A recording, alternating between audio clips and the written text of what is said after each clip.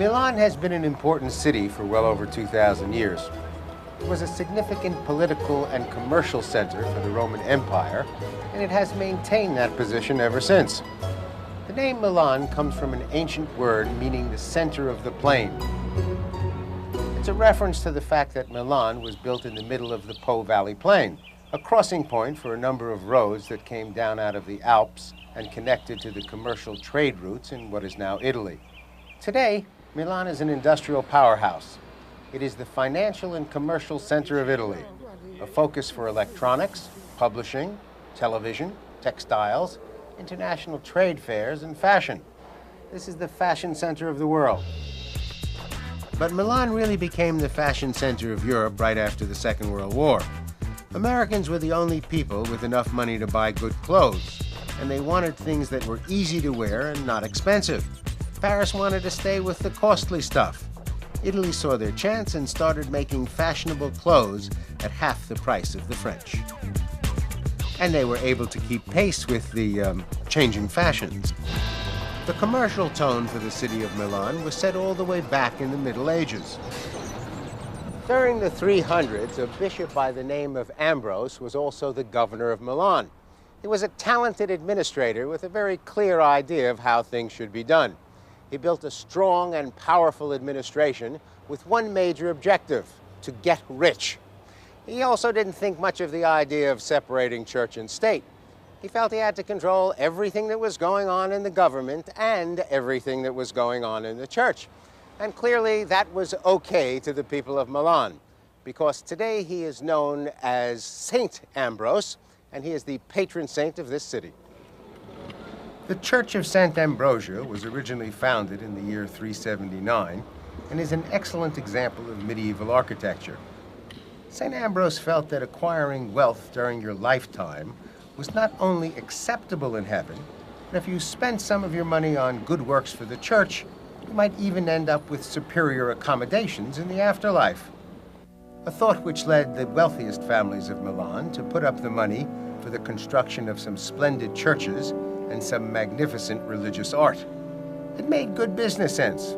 Put a little aside now and enjoy it later. It was sort of a pension plan for paradise. Tourists pop into the Galleria Vittorio Emanuele. It was built in 1865, and it is one of the earliest buildings to use a system of holding glass in place with cast iron. It was the prototype for the covered malls of the 20th century. This is the Via Monte Napoleone, and every day it attracts thousands of tourists looking for something with a designer label. But if you're looking for great design without a fancy label, let me suggest a short detour. Just 100 yards down a side street at Via Gesù number 5 is the Museo Bagatti Valsecchi. It's a 16th century Italian palazzo filled with authentic furnishings and objects from the Renaissance. During the middle of the 1800s, two brothers, Fausto and Giuseppe Bagatti Valsecchi, decided that they wanted to live in a place that was just like a noble family's household during the Renaissance. This is what they built. It's open to the public, and it's the real thing. It was built personally by the two brothers. They superintended all of the work of the building, restoration, furnishings. Dr. Lucia Dina is a specialist in Italian Renaissance art, and she's guiding us through the building. For example, here we have an arch which was built in the 19th century, and it was in the Renaissance style. You see the classical round arch and the two columns, but then what they did was they inserted those two medallions, you see. Those are authentic. They were made in the 15th century, and they were bought by the two brothers in the antique market. So instead of just putting them on the wall, they really gave them life again, and they framed it in an arch. And they personally designed the arch and the setting of all the things inside here. But they weren't architects, they were lawyers. Exactly, yes. They were not, they had not a degree in architecture, but they were very good at drawings, and they were very passionate of art. So here we are in Fausto's bedroom, and this is his bed. It was made in northern Italy in 16th century. It's not quite, bad. quite comfortable. But the pillow is square. Yes, that's the way it was, actually. And it was actually a part of an altar, which was then transformed into a bed. So it's really a work of art. You can see Christ's ascent to Calvary. It was, you can see it was something which belonged to a church, actually. And I know this room is a bit gloomy. Yes, gloomy is a good word, isn't right? It? Yes, like a mausoleum. It is. It is. Actually, we wanted to preserve it like this, with the same atmosphere, because it was the taste of the 19th century, sort of romantic, dark, gloomy taste. But we must not think that Fausto was a gloomy person. He was a very lively person. He was a bachelor. He had many girlfriends. So Girlfriends that would come to this bedroom? They were supposed to do so, yes. Just checking, just checking. Maybe they liked it like this. I think it's really another taste for us. It's it difficult sure to is. enter this different taste. And this is the bathroom. This was Fausto's private bathroom. And there's not only the tub, but also the shower. This was his tub? Yes, this was his tub. And on the ceiling, you can see that one of the rows is actually made of iron, and it was the shower. Wow. So it was a very modern invention for that time. And the inspiration came from a very famous painting, which is now kept in Brera, the Museum of Brera in Milan. It was made by Piero della Francesca in the 15th century. And when the brothers saw the painting, they thought it was a good model for their shower and tub. So this is how the whole thing came out. So this is the Arms and Armors Gallery. It was very fashionable in that time to recreate the classical armors gallery with all the antique arms and armors. Just a room with all your family's armor. And Yes, wonderful. exactly. Is that an authentic piece? Yes, it is. Uh-huh. So during the Renaissance, you had to be very careful about your weight. You couldn't just gain a couple of extra pounds and go into the tailor and say, hey, Tony, would you let it out? I put on a little weight at lunch. I guess you could let it out, but it cost you a fortune.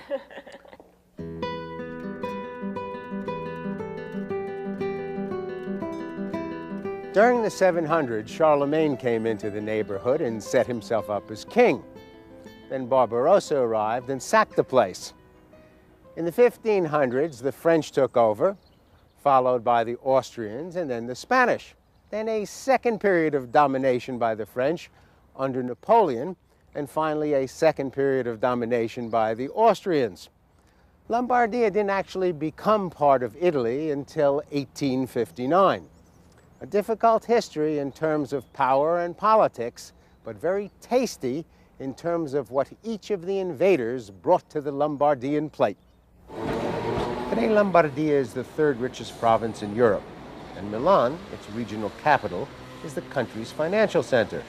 But it's also the heart of an important agricultural area and the source of some of Italy's best cooking.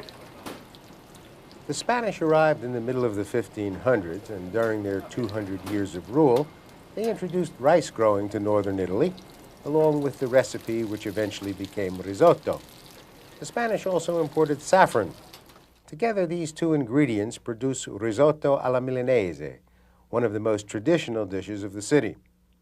The Spanish also brought in cazuela, a dish of braised pork, sausages, and cabbage. The Milanese considered cazuela as one of their great comfort foods. The Austrians took over from the Spanish in the early 1700s, and you can see their influence in a dish like costoletta milanese, a pounded and breaded veal chop with the bone in, sautéed in butter, very similar to the schnitzel dishes of Austria and Germany. And when the French House of Savoy took a turn in the kitchen, they left their brioche recipe with the Italian bakers.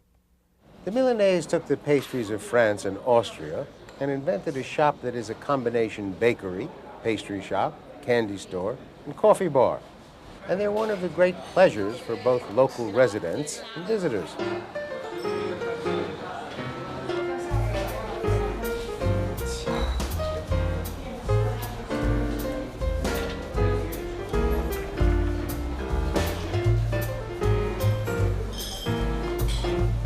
In response to the midday rush of a modern commercial center, the Milanese have adopted the sandwich, which they've modified to meet their own idea of what a quick lunch should be.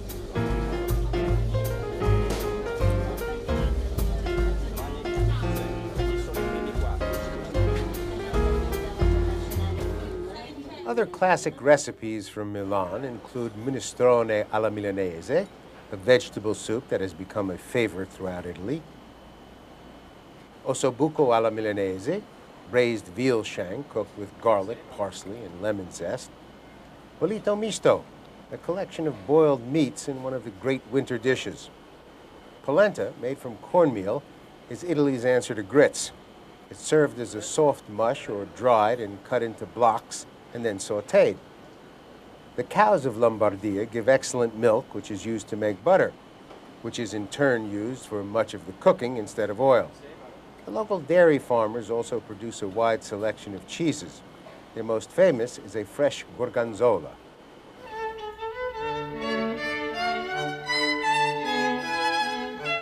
Italy is famous for its sweets, both as confections and pastries.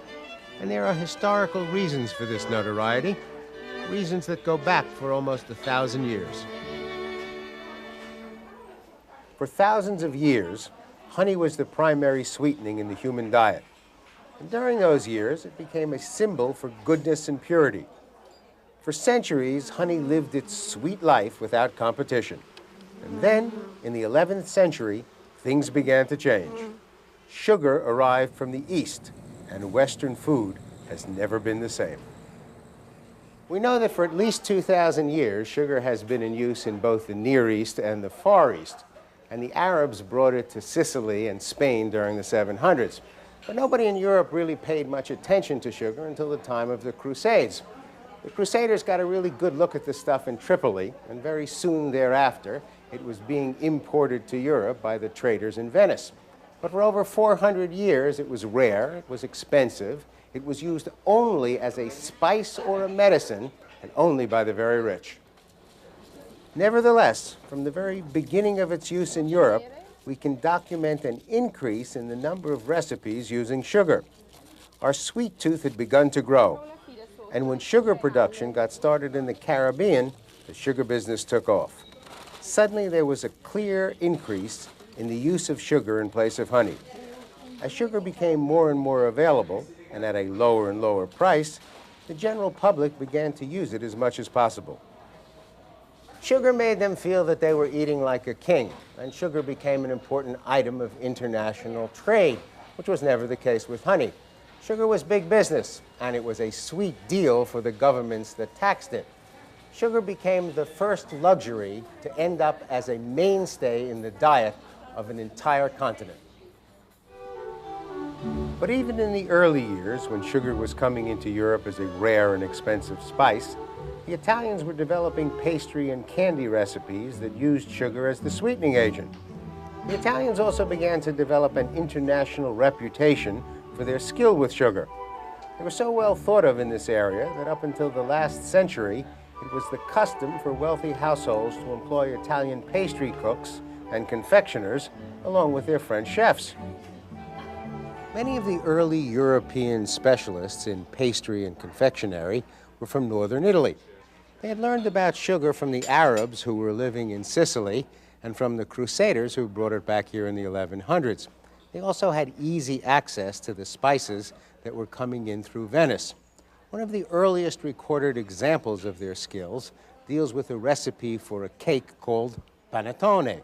There are lots of stories about how panettone got started, but the most popular is set here in Milan in 1490. For many years, panettone was a traditional Christmas gift given by the businessmen of Milan to their employees. Today it is a favorite cake throughout Italy and eaten throughout the year.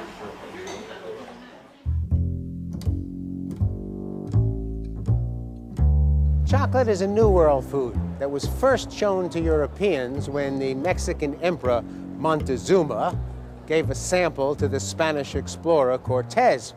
When it got back to Spain, it was held as a court secret for over 100 years inside the royal household and the churches, until a group of traveling monks got their hands on some of it and brought it back to Italy, where it was mixed with sugar and spice and everything nice that was being imported by the traders in Venice. Chocolate, in the form of candy, became an important part of Italian confection. It shows up in a number of famous forms. Two of the most popular are baci and gianduiati. Gianduiati is a mixture of chocolate, cocoa powder, sugar, and hazelnuts, and it's always presented in this distinct shape. It was introduced in 1852 in the northern Italian city of Torino in the district of Piedmont. The chocolate is named after Gian della Duggia, a symbol of the struggle for freedom and independence that was fought in the Piedmont at the end of the 1700s. Baci is the Italian word for kisses, and it has been applied to this candy since 1907. Young Giovanni Buttoni had been sent by his family to set up a candy factory in Perugia. Luisa Spagnoli was the product developer. They fell in love, but were forced to keep their relationship a secret. They exchanged their messages of love by wrapping notes in the chocolate samples that they sent up and back between them. Today, Baci contains a message of love in every package to commemorate that relationship. The final chapter in the book of Italian sweets contains the biscotti, the amaretti, and the cantuccini. The baking of biscotti in Italy became important during the 1600s when the Venetian Navy began searching for foods that would not go bad at sea. They realized that dried cookies would be perfect and set up a biscotti procurement office. I would have liked to have worked there. During the 1800s, the manufacturers widened their audience in more ways than one by marketing their biscotti to the upper classes. They designed all of their packaging to attract the rich and famous. Biscotti, by the way, is not the Italian word for biscuit. It means twice baked. Amaretti are light, crisp confections made from egg whites, sugar, and the ground kernels of apricots. They were invented in 1789 to surprise the Bishop of Milan, who was surprising the people of Verona with a surprise visit. Cantuccini are almond cookies that were originally developed in Tuscany, but are now popular all over Italy. Like biscotti, they are twice baked. You take cantuccini dough and you roll it out into a tube, bake it, take it out of the oven, then slice it along the diagonal to get little discs like this. They're laid out on a tray and baked a second time. Biscotti and cantuccini tend to come to the table at the end of a meal to be taken with coffee or dipped into sweet wine.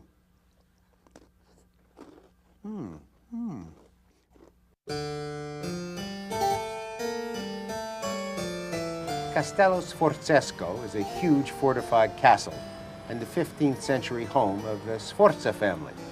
The most famous of the clan was Francesco, a mercenary who became the Duke of Milan and would duke it out with anybody if the money was right. An iron hand in an iron glove. Today, the old homestead is a museum with painting, sculpture, and craftswork. What most visitors to the Castello don't see is one of the world's great collections of antique musical instruments, and it's just down the hall.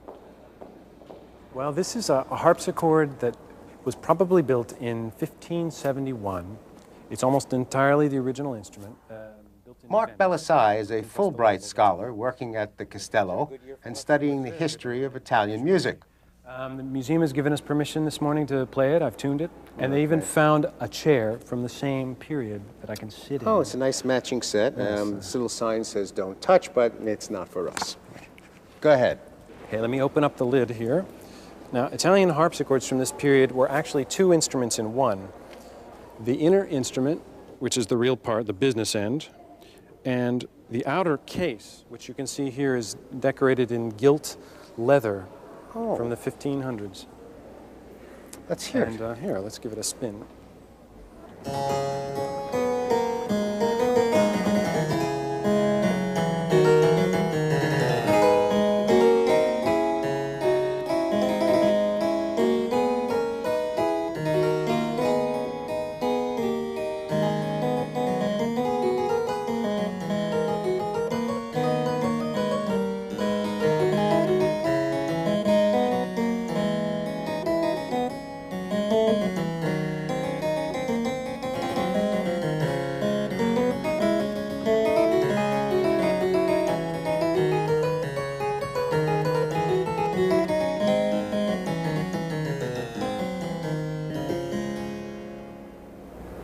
4 piano bars. Were they harpsichord bars? This is the Renaissance harpsichord bar. And while we're here, I've got another wonderful instrument to show you. Here, this is an organ built in Naples around the beginning of the 19th century. And it's got a very peculiar tuning system, which I'll show you in a minute. But first, there's a small detail. You're collecting those. Yes. Don't touch. Part of my collection. Since electricity costs a lot in Milan, you'll have to work the bellows. It's very simple. It's not too strenuous. You can leave your jacket on. When you push the one down all the way to the bottom. I push this one down? All the way down. Go ahead. Okay. To the bottom. Now, when it gets up to halfway. Oh, you let it go. That's right. Then let it goes go. up. And then push this one down. This is a halfway mark? Exactly. So when that gets to halfway. Push that one down. Then I push this down. Good. All right. That's so that the organ doesn't go in the middle of what I'm playing. Okay. I want to talk to my agent about this before we do any more. All right, let's go. Okay. Let's go. Okay, here's the same piece that I played before.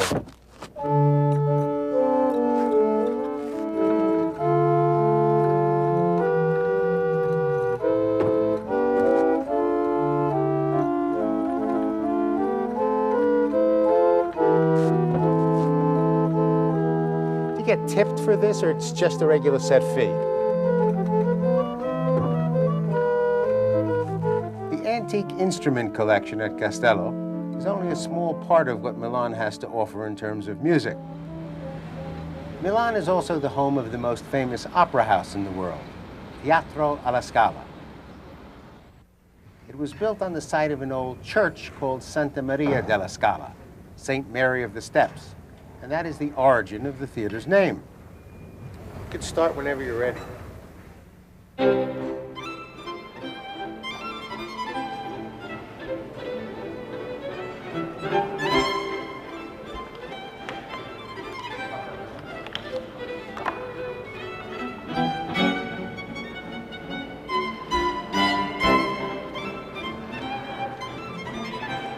La Scala opened in 1778 with a work written by Antonio Salieri, who was the court composer in Vienna and the teacher of Beethoven, Schubert, and Liszt.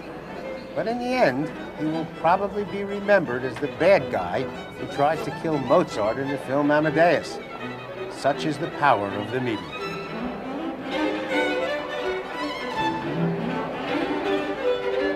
La Scala was the home field for the great composers of Italian opera, Verdi, Donizetti, and Bellini. Puccini used La Scala for the presentation of La Bohème, Tosca, Turandot, and Madame Butterfly. In 1920, Arturo Toscanini became the artistic director of La Scala, and during a period of reconstruction, he took the orchestra on tour to North America. That gave La Scala an international reputation. Attached to the main theater is a museum that contains an extensive collection of objects relating to the history of Italian opera. The first Italian opera was presented in 1594.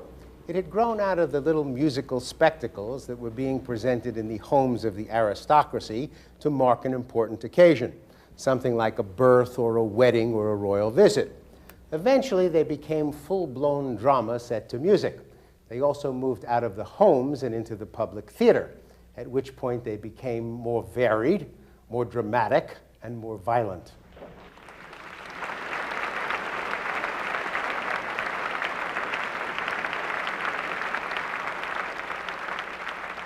The opera season at La Scala runs for 6 months and starts each year on the 7th of December, which is the birthday of St. Ambrose, the patron saint of Milan. Getting a ticket through the box office is almost impossible. But if a visit to La Scala is your dream, you might consider the services of the Bagherini. The Bagherini are highly specialized dealers who traffic in opera tickets. They pay students to stand online at the box office, often for days at a time. The tickets that are purchased by the students are turned over to the dealers, who resell them for between 2 and 5 times the original price. That dog, by the way, is a special guide dog. If you give him the code word, he will lead you to his master, who will sell you a ticket. An easier system, however, is to consult with the concierge at a good hotel, who can usually direct you to the services of the Bagherini. But don't say I didn't warn you about the price. Well, that's a quick look at the Italian city of Milan, world famous for business and fashion. But when you get to know the place, you find out that it's just as important in terms of history, art, music, and great food. For Travels and Traditions, I'm Burt Wolf.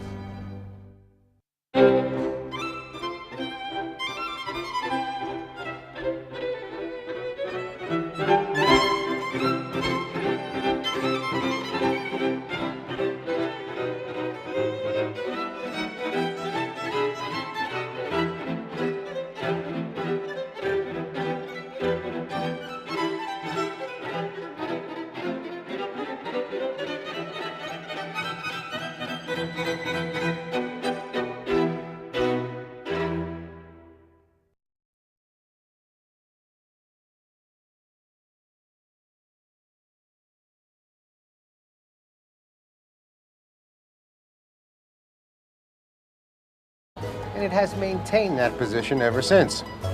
The name Milan comes from an ancient word meaning the center of the plain.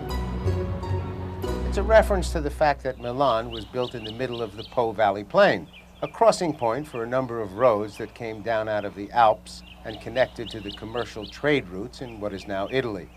Today, Milan is an industrial powerhouse. It is the financial and commercial center of Italy, a focus for electronics, publishing, television, textiles, international trade fairs, and fashion. This is the fashion center of the world. But Milan really became the fashion center of Europe right after the Second World War.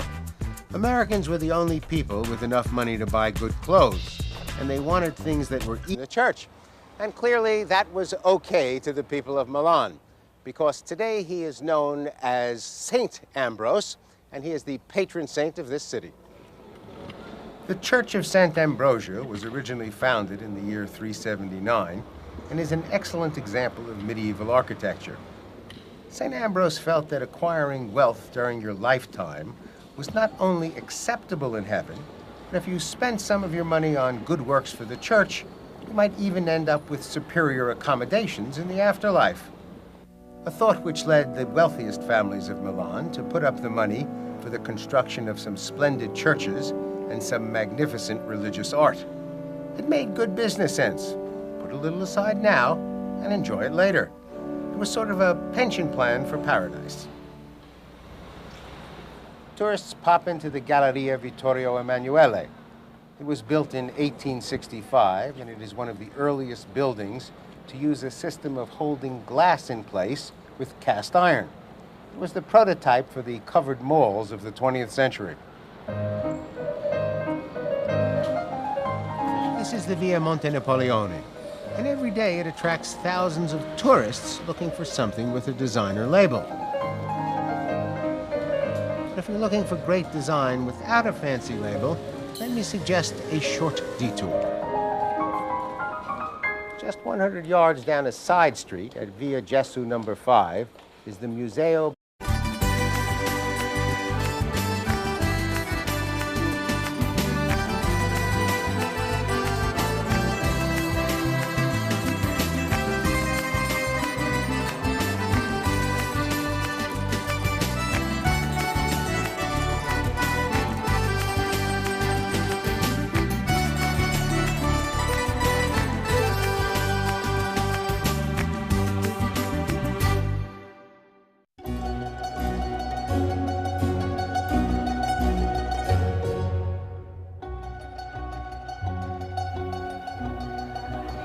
Milan has been an important city for well over 2,000 years.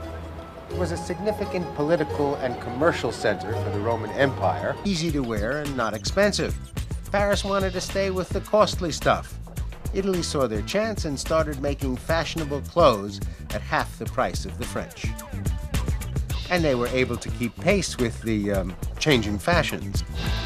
The commercial tone for the city of Milan was set all the way back in the Middle Ages. During the 300s, a bishop by the name of Ambrose was also the governor of Milan. He was a talented administrator with a very clear idea of how things should be done. He built a strong and powerful administration with one major objective: to get rich. He also didn't think much of the idea of separating church and state. He felt he had to control everything that was going on in the government and everything that was going on in